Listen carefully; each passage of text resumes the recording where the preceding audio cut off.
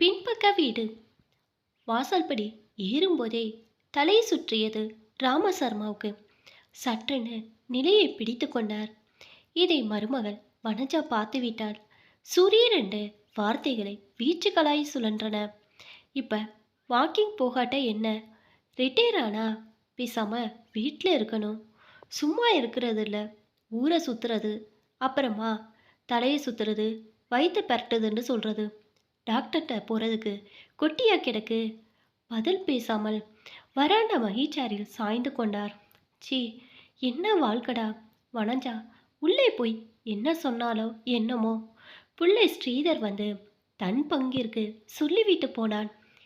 இந்த கலைப்பரத்தில் குழந்தைகள் மிரண்டு போய் டாட்டா காட்டாமல் கான்வென்ட்டுக்கு நகர்ந்ததுகள். எல்லாம் டைனிங் டேபிள் எடுத்து வச்சிருக்கிறேன், போட்டுக்கொண்டு சாப்பிடுங்க. வெளியே போக வேண்டாம். எங்கேயாவது விழுந்து கிடந்தா எங்க மண்டை உருளும் என்று கூறிய வனஜா அலுவலகத்திற்கு கிளம்பினாள். கீ கொடுத்த பொம்மை கணக்காக ஸ்கூட்டர் சாவியை சுழற்றியபடி ஸ்ரீதர் அவள் பின்னால் போனாள். சீ, இவனா பிள்ளைகளா? அப்பா, டேபிளில் டிஃபன் வச்சிருக்கிறேன், ஃப்ளாஸ்கில் காஃபி இருக்கு, பச்சை தண்ணீரை குடிக்காதீங்க, ஆறின வெந்நீர் இருக்கு, மாத்திரைகளும் வச்சிருக்கிறேன், சாப்பிட்டனும் மறக்காமல் போட்டுக்கங்க என்று பின்கட்டிலிருந்து வந்த குரலை கேட்டு தன்னை அறியாமல் ஜன்னல் வெளியே பார்த்தாள்.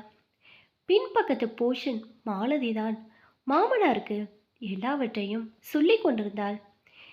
நீ கவலைப்படாம போமா மாலு, நான் என்ன சின்ன குழந்தையா? நல்ல பெண்ணுமா என்று சிரித்த வெங்கட்ராமன் தள்ளாடியபடி கதவருகில் வந்தார். நீங்க இப்போ எதுக்கு வெளியில வரே? பச்சை குழந்தையாப்பா, உள்ள போங்க. மழை காற்று அடிக்கிறது, மார்சலி கட்டிக்கும். என்னப்பா நீங்க? அப்புறம் உங்க பிள்ளைக்கு யார் பதில் சொல்றது என்று கடிந்து கொண்ட மாலதி கிழவரை பிடித்து படுக்கையில் படுக்க வைக்கிறாள். முரளி இன்னைக்கு வந்துடுவான்ல? வந்துடுவார். நான் வரட்டுமா?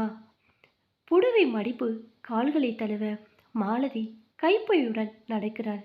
அவன் கணவன் முரளிக்கு டூர் போகும் உத்தியோகம். கல்யாணமாகி 10 ஆண்டுகள் ஆகியும் குழந்தை பாக்கியம் இன்னும் இல்லை. இந்த போஷனுக்கு குடி வந்து 2 வாதங்கள் தான் ஆகின்றன. தன் மருமகள் வனஜாவையும் மாலதியையும் எடை போட்டு பார்த்த ராமசர்மாவுக்கு சாப்பாடு இறங்கவில்லை. அவருக்கு பிடிக்காத குழம்பு வேறு. இப்படி மருமக கிட்ட அல்லாடக்கூடாது. பெண் போஷன் கிழவரை கண்டு பொறாமையாக இருந்தது.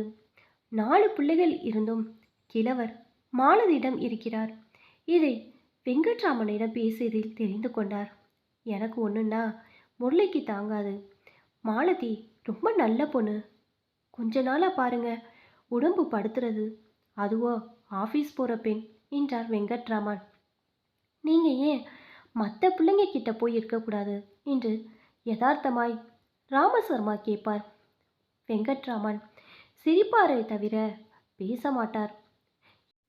இரவு பூராவும் வாய் ஓயாத இருமல் ராமசர்மாவுக்கு. மகன் மருமகள் தூக்கம் கெடக்கூடாது என்று எண்ணினாலும் முடியவில்லை. ஃப்ரிட்ஜ் வாட்டரை குடிக்காதங்கன்னா கேட்கறது இல்லை. குழந்தைங்க கூட சொன்னால் கேட்டுக்குதுங்க. உங்கள் அப்பா இருக்கிறாரே என்று புரிந்தாள் வனஜா. ஏன்பா இப்படி? நாங்கள் ஆஃபீஸ் போகிறதா வேண்டாமா? நீங்கள் படுத்துண்டா லீவு கூட போட முடியாது என்று ஸ்ரீதர் முழங்கினாள். அடை தின்ற தாகம் தீர ஃப்ரிட்ஜ் வாட்டரை கொடுத்து விட்டார். அது தன் வேலையை காட்டுகிறது. இறந்து போன தன் மனைவியை நினைத்து கண்ணீர் முட்டுகிறது. இந்தாங்க, ஃப்ளாஸ்கில் வெந்நீர் இருக்கு, குடிங்க என்று வைத்து விட்டு போனாள் வனஜா. 1 வாரம் ஓடியது. மருமகளின் வாய்க்கு பயந்து கொண்டு ராம் சர்மா வெளியே போகவில்லை. நடுப்பகல் டிஃபன் முடித்துக்கொண்டு ஈசி சேரில் புத்தகம் ஒன்றுடன் சாய்ந்த பொழுது பின்பக்கம் பல பல குரல்கள் ஒலித்தன. 1 மணி நேரமா மூச்சு விட முடியல. நல்ல காலம் பக்கத்து வீட்டு பையனை அனுப்பி என்னை கூப்பிட்டு விட்டார் என்று மாலதி கூறிக்கொண்டிருந்தாள். முரளி ஸ்கூட்டரில் வர டாக்டர் காரில் வந்து விட்டார் பின்னாலேயே. இதையெல்லாம் பார்த்த ராமசர்மா வெங்கட்ராமனுக்கு ஏதோ என்று ஓடினார். வெங்கட்ராமன் உயரமாக அடுக்கிய தலையணைகள் மீது முகத்தை கவிழ்ந்து கொண்டு திணறிக் கொண்டிருந்தார். முரளி, முரளி, என் பக்கத்திலே இருப்பா. என்னவோ பண்றதே. அம்மா, பரதேவதை, என்னை கஷ்டப்படுத்தாம எடுத்துக்கம்மா. நான் வர தயாராயிட்டேன் என்ற புலம்பல் சுற்றி நின்றவர்களின் கண்களில் நீரை வரவழைத்தன. இப்படி முரளியும் மாலதியும் கிழவருக்கு பண்ணுகிறார்களே, தான் படுத்தால் வனஜாவும் ஸ்ரீதரும் இப்படி பண்ணுவார்களா என்று எண்ணி தனக்குள் கலங்கினார் ராம் சர்மா.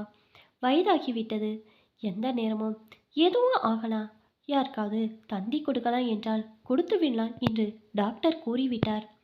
முரளி பறந்தடித்து கொண்டு தந்தி அலுவலகத்துக்கு ஓடினான். மாலதி கண்ணீர் விட்டுக்கொண்டு கிழவரின் அருகில் உட்கார்ந்திருந்தாள். தந்தியை கண்டு மகன்களும் மகள்களும் பறந்து வந்தன. அப்பா, அப்பா என்று கூப்பாடு வீட்டை நிறைத்தன. முரளி, அப்பாவுக்கு அல்வா பிடிக்கும், வாங்கி கொடுத்தியோ என்று பெரிய அண்ணா நாராயணன் கேட்டான். அவியல்னா அப்பாவுக்கு உசுராச்சே. மாலதி, நீ பண்ணி போடுவியா என்று பெரிய பெண் விமலா கேட்டாள். நீ நல்ல டாக்டர்கிட்ட காட்டியிருக்கலாம் முரளி, இப்போ எல்லாம் தாண்டியாச்சு, எனக்கு ஒரு கால் போட்டிருக்க கூடாது என்று கேட்டாள் சின்ன அண்ணா ரமணி. இதெல்லாம் வெங்கட்ராமன் காதுகளில் போட்டுக்கொள்ளாமல் போய் சேர்ந்து விட்டார். வீடு அமர்க்கலப்பட்டது. கல்யாண சாவு தலைக்கு தலை பேசிவிட்டு அமர்க்கலமான சமையலும் சாப்பாடும் பேச்சுமாக. மாலதி, குழந்தைகள் ராத்திரி பால் குடிக்கும், 2 லிட்டர் பசுமாலை கூட வாங்கு. 2வது நாத்தி மீனா உத்தரவிட்டாள். முரளி, பசுமாடு தானம் பண்ணணும், நல்லா மாடா வாங்கு, விலையை பற்றி கவலைப்படாத. பெரியவரின் காரியங்கள் ஜாம் ஜாம் என்று நடந்தேறியது. அப்பாடா, இத்தனை பிள்ளைகள், பெண்கள். வெங்கட்ராமன் கொடுத்து வைத்தவர். 10க்கும் கிரேக்கியத்துக்கும் சாப்பாடுனா சாப்பாடாது. கல்யாணத்தில் கூட இப்படி போட மாட்டார்கள். ராம சர்மா பின்பக்க அறையில் அமர்ந்து ஜன்னல் வழியே முரளியின் குடும்பத்தையே கவனித்து கொண்டு ஏக்க பெருமூச்சு விட்டு கொண்டிருந்தார். அன்று அனைவரும் கிளம்ப போனார்கள். ஒரே பேச்சும் சத்தமாக வீடு அமர்க்கலப்பட்டது. இந்த கூட்டம் நகர்ந்து விட்டால் வீடு விரிச்சிட்டு போய்விடும். பாவம், முரளியும் மாலதியும். வெங்கட்ராமன் கொடுத்து வைத்தவர். தன்னை போல் ஒரு பிள்ளை பெற்று அவர்களிடம் இப்படி பிடுங்கல் மட்டுக்கொண்டு எல்லாவற்றையும் இங்கே பிரித்து கொண்டு விடலாம் என்று பெரிய அண்ணாவின் குரல் ராம் சர்மாவை நிமிர வைத்தது. முரளிக்கு அதிக பங்கு இருக்கும் அல்லவா? பெரியவரை முகம் சுளிக்காமல் கண்ணும் கருத்துமாக கவனித்து கொண்டு வந்தவனாச்சே. அம்மா நகைகள் லாக்கர்லேருந்து எடுத்துட்டு வந்தியேனா, அதையும் பிரிச்சுடு, என் பெண் கல்யாணத்துக்கு வசதியாக இருக்கும். இத்தனை நாள் தான் கிளம் பூதம் காக்கிற மாதிரி காத்தது என்றாள் விமலா. சரியா இருக்கா இல்லை முரளிக்கிட்ட தூக்கி கொடுத்ததோ என்று எரிச்சல் பட்டான் ரமணி. எனக்கு ஒரு பைசா கூட வேண்டாம். பைசாவுக்காக நான் அப்பாவுக்கு செய்யலை. நீ கொடுத்தா கூட எனக்கு வேண்டாம் என்ற முரளியின் குரல். இவன் அல்லவா புள்ள வெங்கட்ராமன், நீங்கள் ரொம்ப கொடுத்து வைத்தவர். தசரதனுக்கு ஸ்ரீராமன் கிடைத்தது போல என்று ராமசர்மா பாராட்ட வைத்தது. அவர்களுக்குள் பங்கு வைத்து கொண்டிருக்க வேண்டும். கசமுசன் என்று பேச்சுவார்த்தைகள் ராமசர்மாவின் காதுகள் வரை எட்டவில்லை. அவர்கள் கட்டாயப்படுத்தி முரளியை பெற்றுக்கொள்ள செய்திருப்பார்கள் என்று நம்பினார். அனைவரும் கிளம்பி போய்விட்டார்கள். ஞாயிற்றுக்கிழமை என்பதால் வனஜாவும் ஸ்ரீதரும் குழந்தைகளுடன் சினிமாவுக்கு போய்விட்டார்கள். முரளியுடன் பேசும் ஆவல் ஏற்பட்டது ராமசர்மாவுக்கு. கதவை சாத்தி கொண்டு பின்பக்க வீட்டுக்கு நடந்தார். மாலு, அப்பா ஹார்ட் அட்டாக்கில் படுத்த அன்றிலிருந்து கணக்கு எழுதிட்டேன். ஒரு பைசா விடலை. கிட்டத்தட்ட 15,000. மாடே 2,500. பெரிய கடைக்கு போய் வர எல்லாம் காருக்கு. என் கணக்கில் பெட்ரோல் போட்டது அது ஒரு 500. ராமசர்மாவால் பேசாமல் இருக்க முடியவில்லை. உன் பங்கிற்கு வந்தது எவ்வளோ முரளி? முரளி திடுக்கிட்டு நிமிர்ந்தான். வாங்க சார், வாங்க. அப்பா காரியத்தை ஜம்முன்னு நடத்திட்ட. நீ ஒருத்தனாவா செலவழிச்ச? அண்ணன்கள் பங்கு போட்டுக்கல. உன் பங்கு பணம், நகை எல்லாம் எவ்வளோ வந்தது? ஆவலை அடக்க மாட்டாமல் கேட்டாள் ராமசர்மா. முரளியின் பார்வை பெரியவர் படுத்துக்கின்ற கட்டிலின் அடியில் சென்றது. கிழவர் உபயோகத்த செருப்பு. பரமனுக்கு ராம் பாதுகை போல எனக்கு இதுதான் அப்பா விட்ட சொத்து. என்ன அநியாயம்! நீயே சும்மா விட்ட. நீயும் உன் அப்பா வீட்டில் பிறந்த பிள்ளைதானே என்று சீறினார் ராம் சர்மா. இல்லை சார், நான் வளர்ப்பு புள்ளதான். பெற்ற பிள்ளைகள் அவரை பாரான்னு நினச்சி ஒதுக்கினார்கள். என்ன 2 வயசுலேருந்து எடுத்து வளர்த்தார். அந்த நன்றியை தெரிவிக்க இதை விட வேற வழி எனக்கு தெரியல. இன்னும் கொஞ்ச நாள் அவர் இருந்திருக்கலாம்.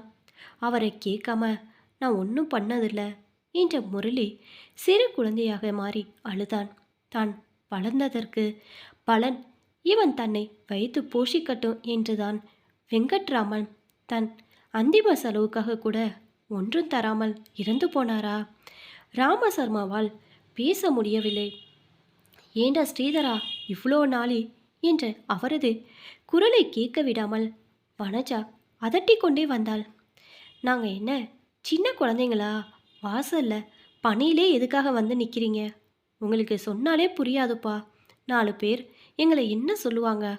உங்கள் அப்பா குழந்தைகளோட மோசம் என்று வனஜா கத்திய போது, வெங்கட்ராமின் மகன்களை விட அவர் மகன் மேலானவன். அன்பை கொடுத்து கண்டிப்பை பெறும் அவரல்லவா அதிர்ஷ்டசாலி. ராமசர்மாவுக்கு பெருத்த நிம்மதி ஏற்பட்டது. முதன் முதலாக